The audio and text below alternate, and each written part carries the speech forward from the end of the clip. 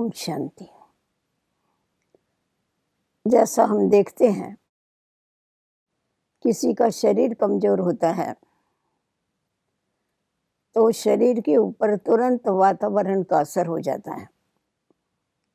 Season change होती है, तुरंत बीमार हो जाते हैं। तो जैसा शरीर के ऊपर वातावरण का असर होता है, उसी प्रकार जो मनुष्य कमज़ोर होता है, जिसका मन कमज़ोर होता है, आत्मा कमज़ोर होती है, उसके ऊपर व्यक्ति और वातावरण, परिस्थिति, इसका प्रभाव पड़ता है। और उस प्रभाव के कारण वो प्रभाव ऐसा गहरा पड़ता है जिसका असर उसके संकल्पों पर, उसकी वाणी पर और उसके कर्मों पर भी आता है। वो परिस्थिति कहा जाता है सब दिन होता न एक समान। वो परिस्थिति बीत जाती है, परंतु कमज़ोर मन होने के कारण उसका जो प्रभाव है वो प्रभाव बना रहता है। जिस प्रकार हम लोग देखते हैं कि गैस के ऊपर हमने पानी रखा है, पानी उबल रहा है और हमने गैस को बंद कर दिया है, परंतु गैस बंद करने के बाद भी उसके अंदर से भाप निकलती रहती है। तो उसी प्रकार वो परिस्थिति बीत जाने के बाद भी मन के अंदर वो व्यर्थ संकल्पों की जो भाप है वो वातावरण को खराब करती रहती है। और जितना जितना वो पीछे की बातों को सोचता है, उससे उसका मन और भी कमज़ोर होता जाता है और छोटी मोटी बातों का उसके ऊपर प्रभाव पड़ता जाता है।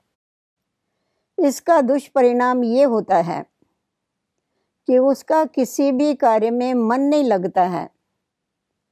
वो उमंग और उत्साह से कोई भी कार्य करना नहीं जानता है, क्योंकि उसका मन कमज़ोर है। और हम देखते हैं कि हर एक व्यक्ति को कार्य तो ज़रूर करना है, क्योंकि ये कर्म क्षेत्र है।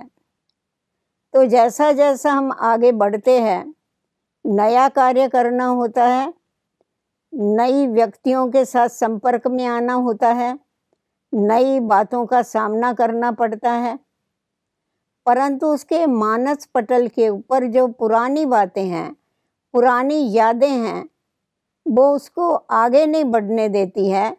उसके कारण वो अटकता रहता है। तो हमें ये देखना चाहिए कि जो बीत गया उसको फुल स्टॉप लगा के हमें आगे बढ़ना है, ना कि उसका असर अपने मन पटल पर रखना है। उसके लिए आध्यात्मिक ज्ञान की आवश्यकता होती है और उसके लिए बड़ी एक अच्छी युक्ति है। जैसा हम घर में सब्जी काटते हैं, चाकू से सारे दिन में कितनी सब्जियां काटते हैं और फल भी काटते हैं, परंतु हम एक बात का ध्यान रखते हैं, जब हमने एक चीज़ काटी तो दूसरी चीज़ काटने के पहले हम उस चाकू को धो लेते हैं। अगर उस चाकू को नहीं धोते हैं, समझो मैंने मिर्ची काटी और उस चाकू को धुलाई करने के बजाय साफ करने के पहले उससे मैंने एप्पल काट दिया, तो जो भी व्यक्ति उस एप्पल को मुंह में डालेगा वो थूक देगा, क्योंकि मेरी भूल के कारण मैंने उस चाकू को नहीं धुलाई किया। इस भूल के कारण उस एप्पल में मिर्ची का तीखापन चला गया। तो उसी प्रकार हम लोग देखते हैं कि पीछे जो बातें हो गई है, अगर उसकी स्मृति को पकड़ के हम आगे का कार्य करते हैं तो आगे के कार्य पर उसका बहुत बड़ा प्रभाव पड़ता है।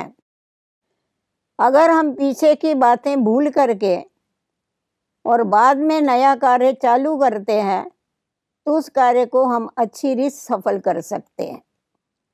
तो जैसा हमने आपको बताया कि हम सब्जी काटने के बाद, एक सब्जी काटने के बाद हम चाकू को धुलाई करते हैं, दूसरी काटते हैं, धुलाई करते हैं चाकू को। तो उसी प्रकार हम जो भी कार्य करते हैं, कार्य करने के बाद अपने मन को ईश्वरीय याद से धो डालना चाहिए, अर्थात ईश्वरीय याद में रहना चाहिए।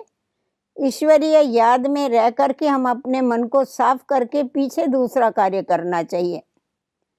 हो सके तो कर्म करते हुए अगर हम ईश्वरीय याद में रहते हैं और कर्म और योग साथ साथ में चलता है, तो किसी भी वातावरण का, व्यक्ति का या परिस्थिति का हमारे ऊपर प्रभाव नहीं पड़ता है, क्योंकि कर्म योग की स्थिति जो है वो पावरफुल स्थिति है और उसका प्रभाव नहीं पड़ता। अगर पड़ेगा तो भी बहुत कम प्रभाव पड़ता है। परंतु हमारे में अगर ये शक्ति नहीं है, हमें अगर ये युक्ति नहीं आती है कर्म और योग को साथ में चलाने की, तो ये तो आप जरूर कर सकते हैं कि कर्म करने के बाद आप 2 मिनट 3 मिनट ईश्वरीय याद से अपने मन को धो डालो और पीछे नए कार्य को चालू करो, तो आपके अंदर वही उमंग और उत्साह बना रहेगा और आपका कार्य सफल होगा। इसीलिए हमारे ईश्वरीय विश्वविद्यालय में बीच बीच में खास ट्रैफिक कंट्रोल के लिए गीत बजाए जाते हैं, क्योंकि जो व्यर्थ संकल्पों की ट्रैफिक है वो बहुत फास्ट चलती है।